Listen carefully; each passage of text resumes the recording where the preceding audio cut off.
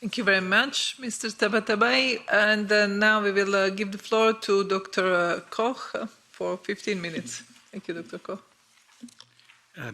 Thank you very much, Madam Chair. I want to, at the outset, of course, thank the Committee on Foreign Affairs and the esteemed members of the European Parliament for the opportunity to speak here today. It's indeed an honor and a privilege to be able to share my perspectives on the strategic partnership opportunities with the Gulf region.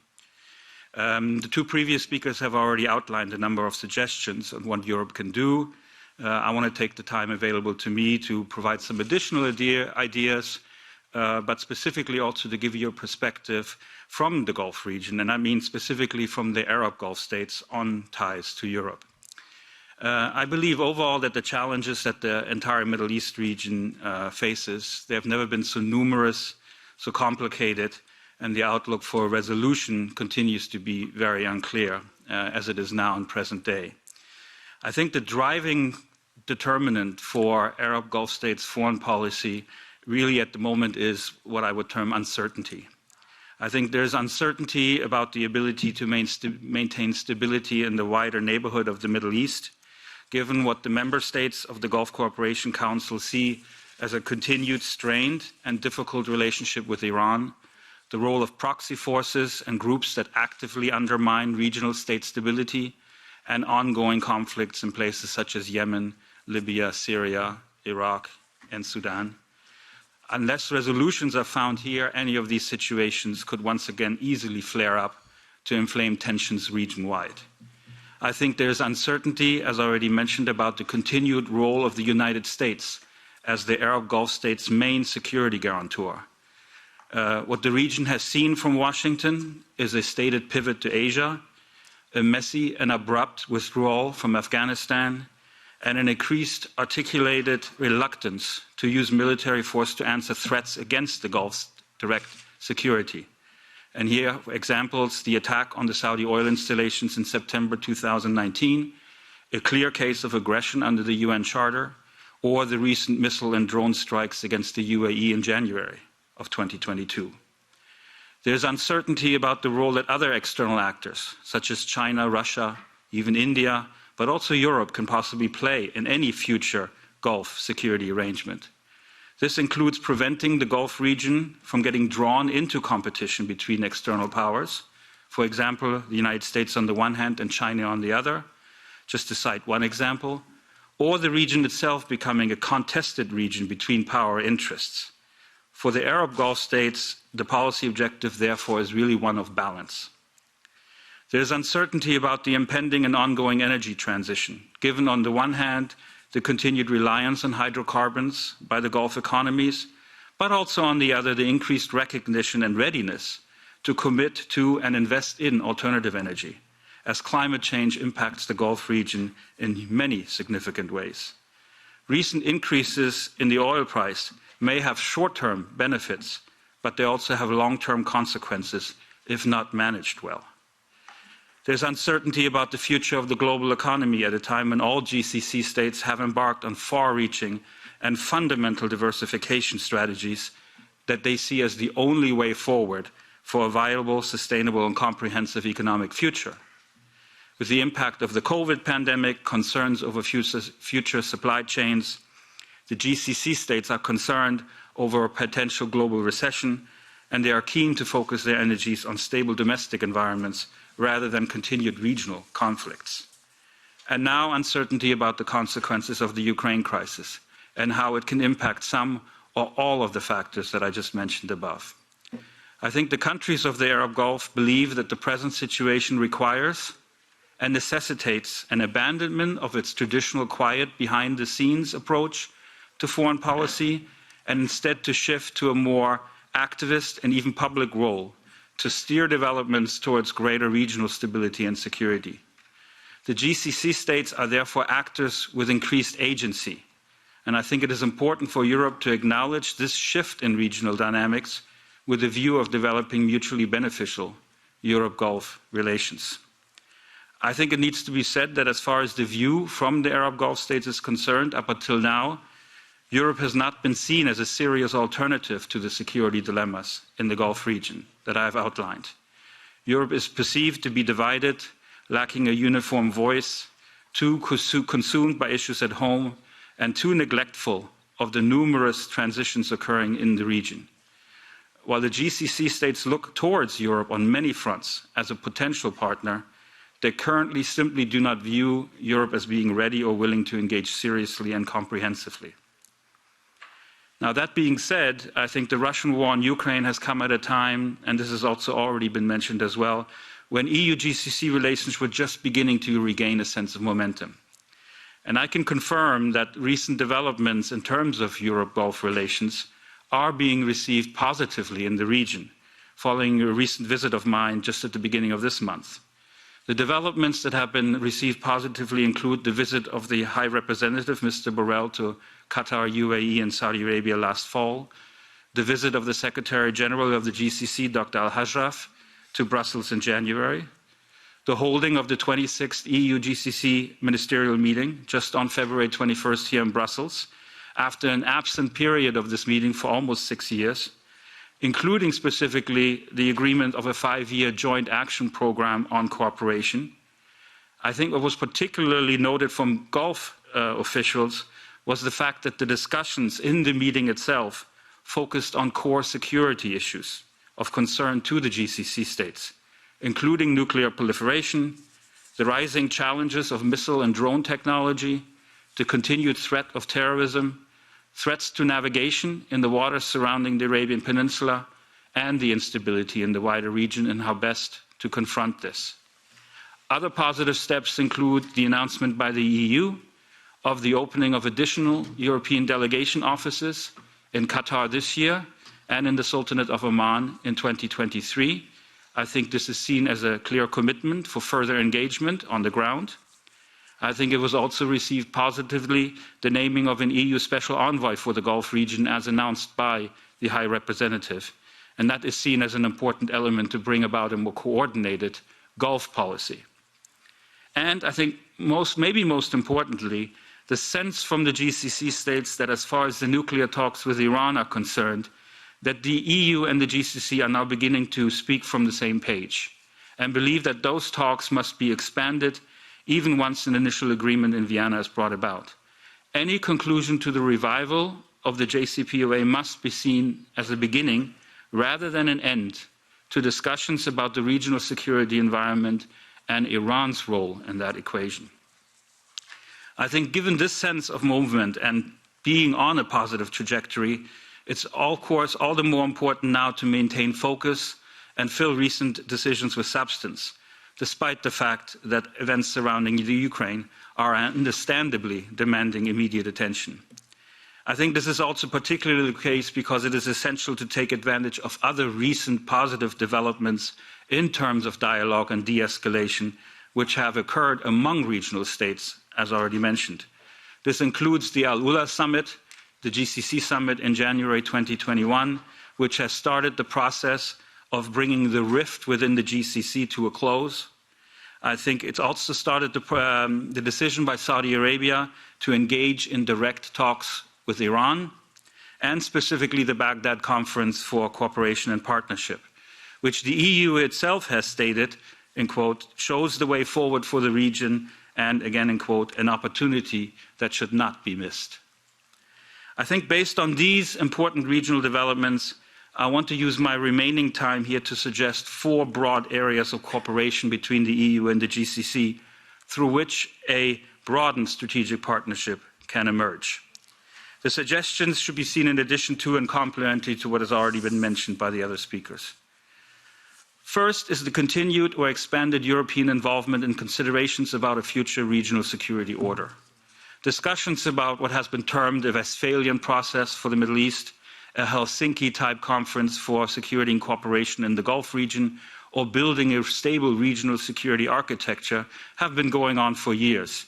And individual European governments are supporting a number of important initiatives on this front. I think providing a space for such deliberations to continue is essential, although it is equally important to adjust European programs to the initiatives occurring on the ground, as ultimately any solution must be regionally grounded and regionally owned.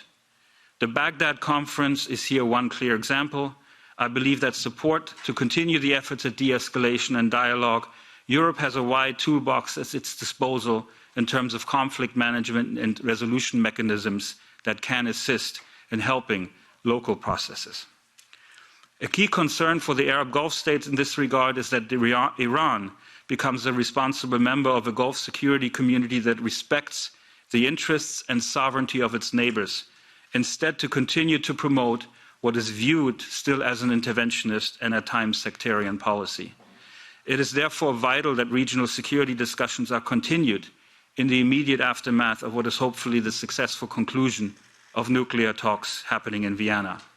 Unlike last time in 2015, I think it is essential that talks with Iran continue on a broader scale and that a revitalized JCPOA, again, is not seen as just an end by itself.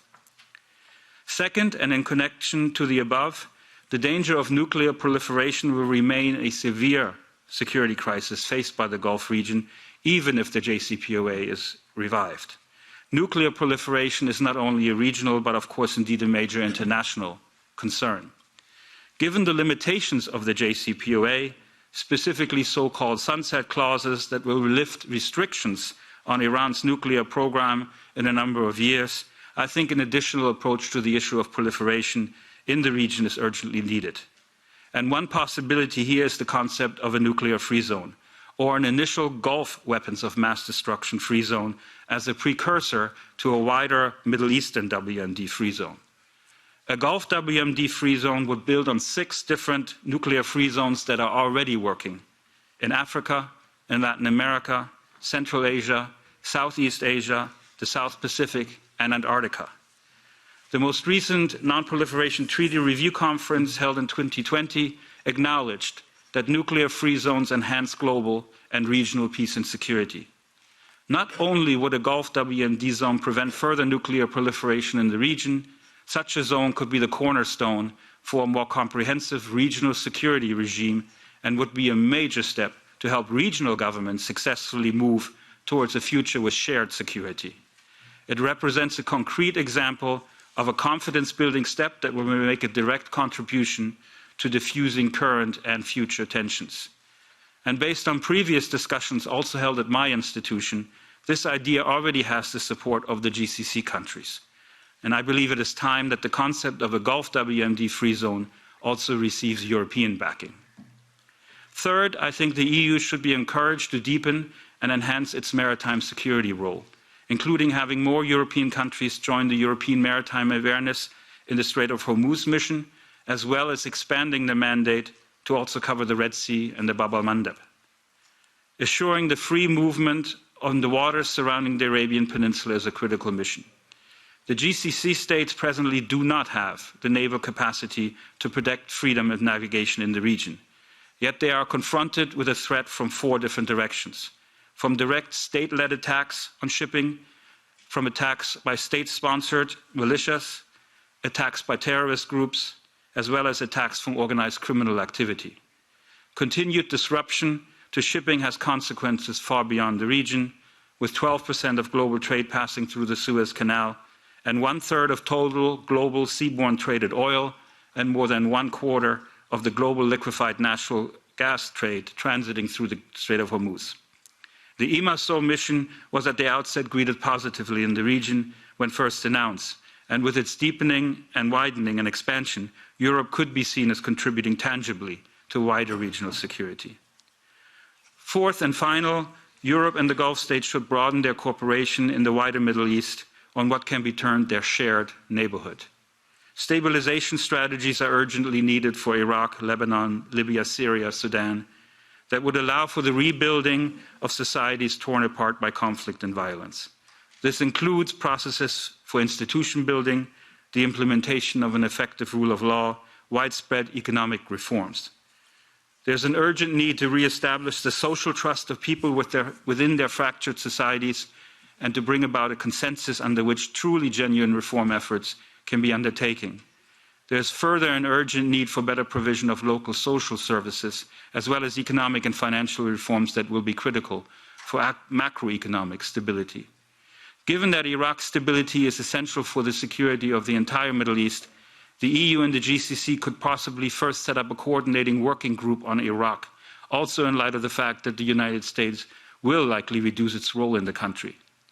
Here, the GCC's current comprehensive strategic dialogue with Iraq that started in 2019 provides a useful framework in terms of the three pillars it has outlined: political security discussions, talks on trade and investment, and people-to-people engagement. Allow me just to conclude by stating that I think there is a current momentum within both the EU and the GCC that needs to be taken advantage of as a way to establish the way forward for future ties. My suggestions here are initial ideas, but if pursued and implemented, can provide an additional path for qualitative improvement in the relationship. Thank you very much for this opportunity, and I look forward to comments and questions in the discussion period. Thank you, Madam Chair.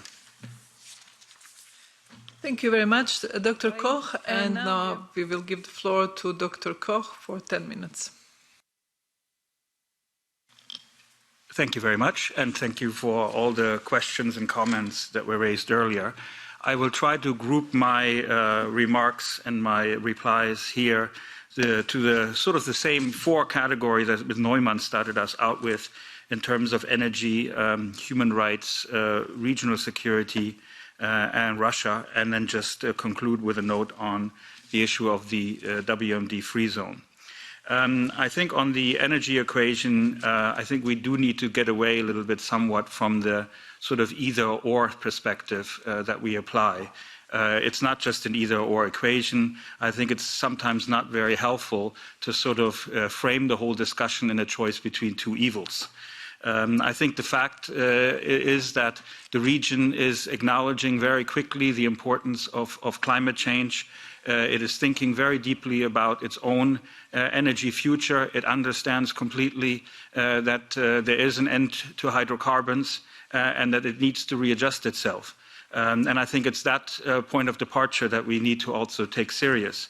The fact is the next two COP meetings are going to be in the region, COP27 and COP28, and certainly in the case of both Egypt and the UAE, everything will be done possibly to create a very positive and forward-looking outcome to both of these meetings. The second aspect I think that's important to recognize, because it was also mentioned that this needs more of a regional approach. I think that in the last 2 years we've seen still that the GCC is indeed a functioning organization. It did go through a severe crisis. Many of those problems have now been overcome, and there's a recognition among all the member states that they need regional and common solutions. And therefore, even while the crisis with Qatar was going on, there were still regular meetings between the environment ministers of all the GCC countries going on. Working committees in the GCC continued and were productive. And that is a basis to continue to build on, and especially with relation also on the future energy front, the Saudi Green Initiative as a precursor also to a Middle East Green Initiative, all issues on which the region is moving forward. On the issue of human rights, I think there is a clear acknowledgement in the region that that the region doesn't reject a dialogue on human rights. I think it's very much seen as also a work in progress, and I agree with the two previous speakers who have acknowledged the fact that we do have existing dialogue mechanisms now in place. The human rights dialogue with Saudi Arabia in the EU that had its first session last year is one such a mechanism, and that certainly should be used also to raise all the different aspects of human rights and the criticisms on that. I think there needs to also still be an acknowledgement of the wide changes that are taking place in the region. I mean, if I've been going back to Saudi Arabia for 15 years, and the last 5 years have just been astounding in terms of the change that's taking place on the ground. To me, it's a different Saudi Arabia every time I return. And I think that also has to be seen overall in the framework of the overall political, social changes that are occurring in the region. And as Cynthia already mentioned also, the improvement that we've seen in terms of women empowerment, integration of youth, even improvement also on labor issues. So there is an overall change going on, but still the issue needs to continue to be raised, and I think there are formats for that. In terms of regional security, just focus very briefly on aspects of the Abraham Accords, Syria, and also Yemen. I think, again, the move to conclude the Abraham Accords are part of this, what I would sort of call quite a pragmatic approach by GCC countries in terms of the changing strategic alignments in the region. We all know that UAE-Israel relations had been going on for quite a number of years. Abraham Accords was simply an acknowledgement that those relations existed. I might disagree a little bit about, or one might disagree a little bit about what the motivations ultimately for the decision in the Abraham Accords was. But I think now that these relations are established, one needs to also use those channels to further have discussions on regional security. Because in the end of the day, when we're talking about solutions for the region, Israel is still part of the Middle East, and it's not just going to go away. We can't just wish it away in that sense. So this is a mechanism to talk about that on that level. On Syria, I think, again, to me, an acknowledgement also of sort of a little bit of a pragmatism on behalf of the UAE. I mean, one should not be surprised. The UAE did establish already diplomatic relations with Damascus quite a number of years ago. But I think ultimately what it is in the region is a recognition that the regime is not on the verge of collapse, and also a recognition that past policies of the GCC states and the UAE policy in Syria has failed. It did not produce the results that was hoped for. In the end, what did the policy bring about? It ended up driving Syria closer to Russia and to Iran. So I think this is an acknowledgement also that one needs a different approach. I would not frame it as being a rehabilitation of the Assad regime. I think there are still clear an acknowledgement of the crimes that were committed. But in the end of the day, it's also important that one has channels of communications here, and to see how a previous policy that has not produced results can now be adjusted in order that it does bring Syria back to a period of reconstruction and rehabilitation. I think on Yemen specifically, I would simply refer to the paragraph in the recent EU-GCC Ministerial Council, which says the ministers stressed the urgent need to improve the humanitarian situation in Yemen, agree on a ceasefire without preconditions, reach a political resolution to the conflict through negotiations facilitated by the UN based on the GCC initiative and its implementation mechanism, the outcomes of the Yemen's National Dialogue Conference and UN Security Council 2216. They underscored the importance of Saudi Arabia's initiative for a ceasefire and political solution in Yemen. I think Saudi Arabia completely understands that the conflict can only be solved at the political level. We recently had an initiative from Riyadh about having a conference in Riyadh among all the Yemeni parties. And we need to think a little bit here also about what the positions of the Houthis on the situation is.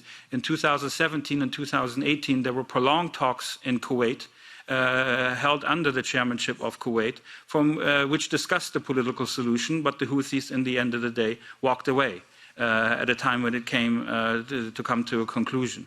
Completely agree on the disastrous humanitarian situation in Yemen and the UN report. That same UN report and the special report by the UN observers of Yemen also identifies specifically the continued import of weapons into Yemen, specifically from Iran, which are used regularly to attack Saudi oil installations. And I think this is also a case that needs to be kept in mind. Overall, I don't think Saudi Arabia is ready to grant also Yemen even special status within the GCC once we have a political solution to the conflict.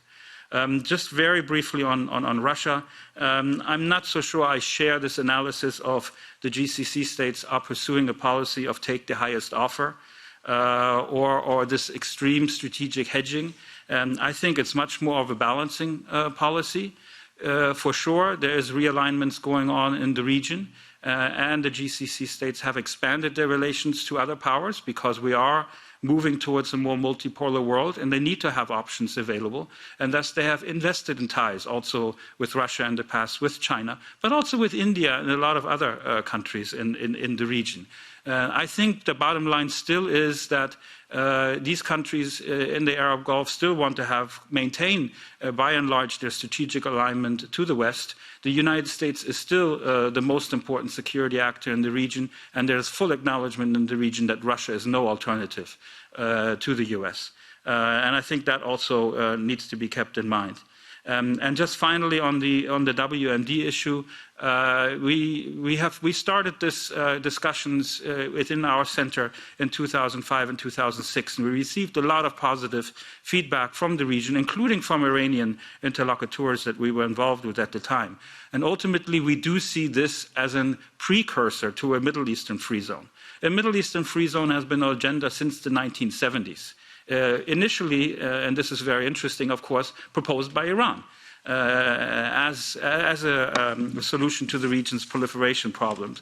But the discussions on this have not moved forward, most of the time because the obstacle of the Israeli nuclear program. So we need to think of an alternative way. A Gulf WM free zone as a precursor to a Middle Eastern free zone would, I think, be the way to go.